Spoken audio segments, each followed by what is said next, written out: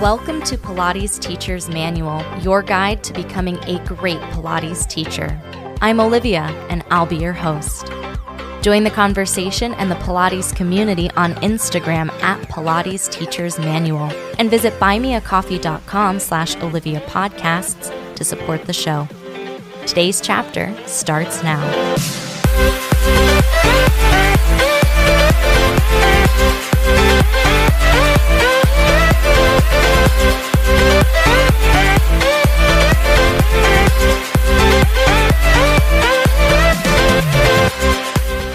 Hello, everybody. Welcome back to the podcast. I've got a topic today that you can apply to any type of group movement teaching that you might do, whether you're on the mat or the reformer, or you do fusion classes, or even if you teach another movement modality. This is something that will set you apart as a teacher. Lots of ways to apply the tips in this episode. Today's episode is all about giving individual attention in a group class setting. So group classes are super popular, and there's a reason why they are there at gyms and studios and colleges. There's lots of support for group classes because there's this accountability of having a set class that's on your calendar, that you are there without fail. There's a community connection. People like doing things with other people. It feels like we're all on a team. We're all doing things together. Even when it gets tough, you're not alone. And the price point in group classes is lower than doing a one-on-one session. So you still get the accountability and the connection and the community, but it is less expensive than doing a private session one-on-one with a teacher. Because if your entire goal was to have individual attention in the class, you would want a one-on-one session where you are the only one in the class to pay attention to. But as teachers who might teach some one-on-one sessions, but also have group classes on the schedule, giving members of our group classes this individual and personalized instruction in little doses throughout the group class can be really powerful and a great way to build your popularity as a teacher, establish yourself as an expert, and set yourself apart as a fabulous instructor wherever you teach. I think this is one thing, this individual attention is something that people who go to group classes really crave, that even though they're in a group, they want to be seen as an individual as well. It's one of the most common pieces of feedback we get in the studios in Chicago is that people are looking for that individual correction, attention, compliment, all of that stuff. I find that this is a way to grow your attendance in your group classes as well, because when you do this, and this is something that people really like, then they will want to keep coming to your classes because they're getting that bonus of individual attention in your class. Giving those one-on-one adjustments or corrections, or however you like to spin it, is another way to share your expertise, in this case in a Pilates context, but really in any context, and it's a way to show that you care about your students. Sounds like a win-win-win. How can we do more of this? I've got some tips that work for me, and know that this is never an exhaustive list, but this is a little foray into ways to provide individual attention to students in your class. Some of these might seem obvious, but I think there's always value in stating the obvious. So things that you can do in your group class is use people's names, make eye contact when you talk to them, check in with everyone before and during class, do hands-on assists where appropriate, and do hands-free assists all the time. Using the names of people in your class is one of the easiest things to do and has such a big impact on the students in the room. It doesn't even have to be in the room, now that I think of it, because I take a reformer Pilates class online that I literally just watched the replay of, and every week the teacher says hello to each person in the class by name. and then also says hi to people on the recording, which is me. So I also love that. It just makes you feel warm and fuzzy inside to just be acknowledged, to not be a faceless person in the mass, but really to be seen as yourself. I don't know, you just feel good to be acknowledged. So as teachers, you're teaching not just people, but the specific people in the room at that day. And saying hi is huge. Welcoming people into the studio, into the room, into the virtual space is really important. In some ways, teaching virtually is fabulous because their name is right there on the screen. And you might think, especially in person, that it's difficult to learn people's names. I teach at Club Pilates and I do a 5-class block on Monday nights. And I might see 60 people, and that's a lot of names. And it is a lot. I'm not going to say like, oh no, it's fine. Like, it is a lot of names, but there are also people that come regularly that you're going to see week to week. And a couple things that helped me in terms of the learning names department was one thing's just a mental trick. And that is I stopped telling myself that it's hard to remember people's names and started telling myself that I am great at remembering people's names. And I think sometimes we set ourselves up with a little bit of a mental block if we say like, oh man, this is so hard. But I've just started saying, no, I am great at remembering names. I remember names really well. And it's actually gotten easier to remember people's names.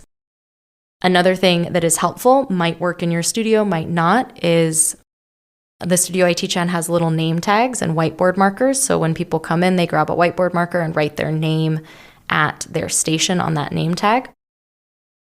I'm a really visual learner, so you could tell me your name 18 times and it just doesn't stick the way it does when I see your name right next to your face. It also helps because sometimes people have unique spellings of their names. So shout out to Christina with a K and a Y, because now I will never ever forget your name because I've seen it, it's unique, and it's like linked to you now forever. When people come to class and they're a little bit late, I can process of elimination who's left on the roster and then write their name for them. And the act of writing people's names also helps me remember them. Sometimes I know teachers can be worried that if they use the client's names in the class, that the person will feel like they're being called out or that they're being picked on. And I think it really depends on the atmosphere that you have in your class, because if you use everyone's names all the time, whether you're offering them a correction or giving them a compliment, I don't think that it gives the feeling that you're being singled out. I try to use people's names a lot, everyone's name at least once, because then it feels fair. If you're just saying one person's name to say that they're doing something that you'd like them to do differently, I can see how it could be like that. But if you get in the habit of just using names a lot, A, it helps you remember them, and B, it also makes saying someone's name less momentous because you just do it all the time. Checking in with each person before class is another great way to practice using everyone's names and saying their names, and also learn about the people. Like, I, for a long time, wasn't as good at remembering people's names, but I would really remember the things that they told me about themselves, that they've got something going on in their shoulder, or that they just had a baby 6 months ago. And talking with them before class is going to give you more information about them, which links to their name and also gives you material to talk about while you're teaching. So you're building that class connection between yourself and the students. Every time you're checking in with people, you're learning about people, you're following up. Hey, I know your shoulder was bugging you, Emily, last week. How's it feeling today? And that's a really powerful thing to do. You can check in with people during footwork if you're teaching a group class and see what's going on. You can check in if people come early, but just those little moments in class where you connect with someone on an individual basis is just really great and something you want to do as much of as you can. And in terms of what I mean by like new material is if you know that that person had a baby recently, when you're focusing on some sort of abdominal exercise or you're doing something, you can tie it into, this is a way to gain strength back or to work through this, especially if you're coming from postpartum, and you can like wink at the person, or maybe you go up and just tell them individually and say, oh my gosh, this exercise is so great for you who's struggling with this. You know what I mean? Like there's lots of ways to do it. It doesn't have to be one size fits all. Coming up after the break, I'm going to talk all things hands-on and hands-free assists and the importance of making eye contact when you talk to people. That's coming up next.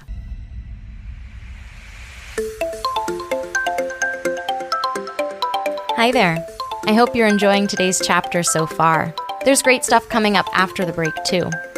Be sure to subscribe wherever you're listening and visit buymeacoffee.com/Olivia Podcasts to support the show. There you can make a one-time donation or become a member for as little as $5 a month.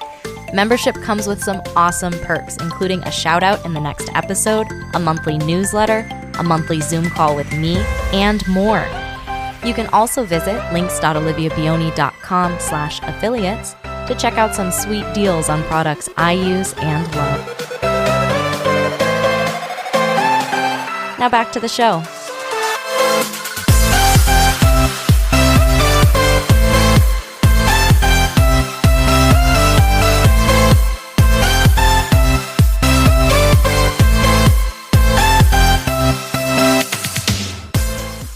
Offering hands-on assists where it's appropriate is a great tool in our teaching toolbox. You may come from a school of Pilates that really heavily emphasizes hands-on assists, or maybe you aren't feeling really comfortable with hands-on assists. Not all people want hands-on assists, but it is a tool that we have that we can use that really helps people feel seen in our class and giving them that individual personal attention. As I said, not everyone wants a hands-on assist, and not all hands-on assists are equal. There are some that feel a little bit more intimate, or that, tapping someone on the shoulder is not the same as putting a hand on a low back or a belly or something like that. So you always want to make sure that the student has given you consent to touch them. I like to ask before I do every touch cue, even if I've gotten kind of the blanket consent at the check-in. Hey, is it cool if I do hands-on assists? People will say yes a lot of times, but they may not know exactly what that entails. So I would ask, in footwork, hey, is it okay if I grab your ankle and give you a little deeper calf stretch here? And then you wait for them to say yes or no, and then you go ahead and do that assist. Of course, you may have a relationship with your students where hands-on assists are totally normalized and everyone's on board with it. So this is, of course, unique studio to studio as well as from person to person, but it is good to check in with them. There's something about touch that helps people experience what they're doing in a different way. So whether it's that light tap on the shoulder, or it's, the palm of your hand on someone's upper back when you're trying to help them find the press away and separation of their shoulder blades in a plank, something like that. It can be really helpful and inspire a light bulb moment for your students. So I don't want you to be afraid of doing it, but we always want to be appropriate with our touch. So we're using, the flat of our hand. We're doing some firmness. You don't want like a wispy touch. Like wispy touches are weird. Just like a firm touch and then communicating what you're doing so everyone's on board, I think, is a good way to do it. And a hands-on adjustment doesn't have to be just a correction. It can be helping someone's foot find the foot bar when they're taking their feet out of feet and straps. It can be helping someone get straps. If they've got the wedge, maybe they're pregnant and they can't quite reach the straps behind them, it can be grabbing the straps for them. So don't think it is only a correction. It can also be a literal assist, like they need assistance and you're assisting them. Now, it is entirely possible that you don't like doing touch cues, or maybe your clients have said, no, thank you, I would not like any touch cues. So there's lots of ways that you can do hands-free adjustments that can be just as powerful and helpful as a hands-on assist. And it's also, again, a way to give individual attention, which is why I'm talking about this episode about giving this individual attention broadly, because it's not just hands-on assists. It can be a hands-on assist, but doesn't have to be. So what do I mean by hands-free? It means that you're not touching the person, but you are still guiding them in the direction that you want them to go. So a hands-free assist could be something like someone's doing a lunge, maybe it's at the reformer, maybe it's just on the mat, but as they're bending their front knee in their lunge, their knee is going towards the midline, right? You want their knee to go over their toes, and it's collapsing is strong, but it's moving towards the midline, and you want it to move less towards the midline. If you see that and you're teaching, you could take your hand to the space that's to the outside of their knee in the direction you want their knee to go, and you can just hold your hand there in space and say, hey, can you bring your knee towards my hand? So you're not touching them, but you're giving them a goal, like this external go this direction that they can then follow. It doesn't even have to be your hand. It could be, could you move your knee more to the right? Like, I like to put my hand there because I'm, again, visual. Tell me where to go and then show me. But you can do that. The person is in control of the movement. You're not pushing their knee wide, which would be the hands-on version of that, but you're letting them control for themselves how far out to the side their knee goes. A hands-free assist could be being right next to the person and demoing the movement that you want them to do. If they're bending their elbows in a kneeling plank on the reformer and you want them to keep their arms straight and push, you can be next to them and show them, this is the movement that I'm looking for. Or for triceps, can you hug those elbows into your t-shirt as you're straightening your arms behind you for a tricep press, something like that. It's the individual attention you're giving them that matters, not the fact that you're touching them. So don't let either your discomfort with hands-on adjustments or, that the person has vocalized that they would not like to be touched. Like, you can still give individual attention to that person. Last but certainly not least is making eye contact with people while you teach them. It's one of those things that brings connection to your teaching because you're talking to the people in your class. You're not talking at them and you're not talking to the room. I know as teachers, we've created this program and there's so much information that's in our head, and it can be easy to dissociate a little bit and forget about the people who are right there because you're trying to remember what comes next or the equipment settings or, such and such a thing. So look at people when you're giving them directions, whether it's an individual direction that's like, hey, Steve, can you drop your shoulders? But just giving people directions while looking at them is, I think, better than just looking around the room. Like, we're not scanning the room, giving a speech, like we're making individual eye contact. And people who give speeches would also say you should make individual eye contact with people while you're talking. So whether you're giving them a correction or a compliment, look at people while you do that. And then if you look at them and you ask them to do something differently and then they do it differently, acknowledge it. Say, that's great. That's exactly what I was talking about. Yes, that's it, Even if you don't know the person's name, going back to the first one, but you still want to address them individually, I love to say, hey, friend. That's my go-to, but I also taught kindergarten, so everyone's a friend. Sometimes I'll say, whoa there, cowboy, if they go off and they're doing something that is not what I wanted, or like easy tiger, something like that.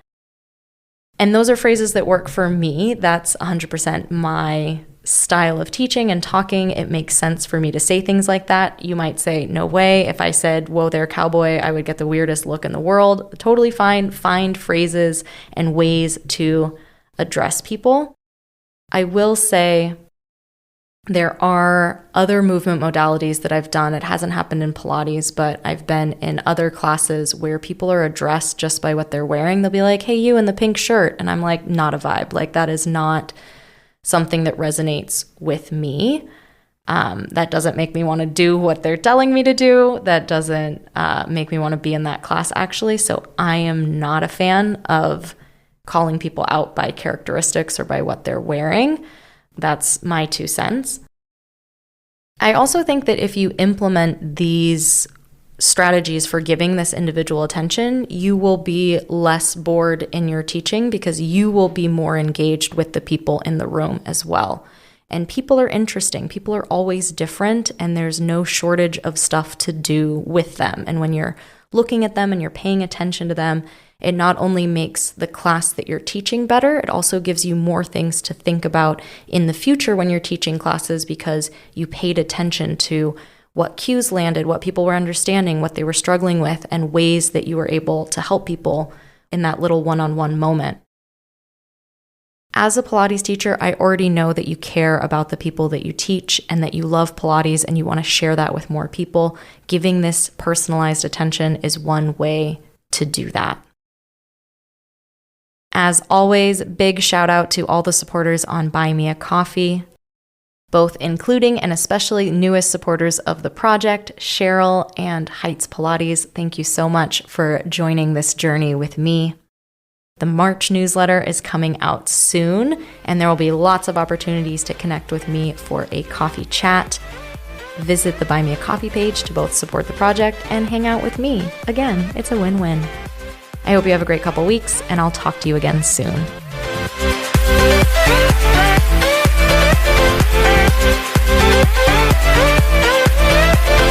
Thanks for listening to this week's chapter of Pilates Teacher's Manual, your guide to becoming a great Pilates teacher.